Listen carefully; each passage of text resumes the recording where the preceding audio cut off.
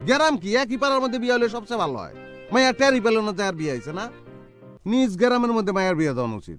সবসময় বাপ মার চোখে চোখে থাকলো। সেটা তো সবাই চায়, কিন্তু হয় না তো। করবো না কেন, পাত্র কিন্তু রেডি। চোখ কান খোলার দরকার আছে, বুঝছো?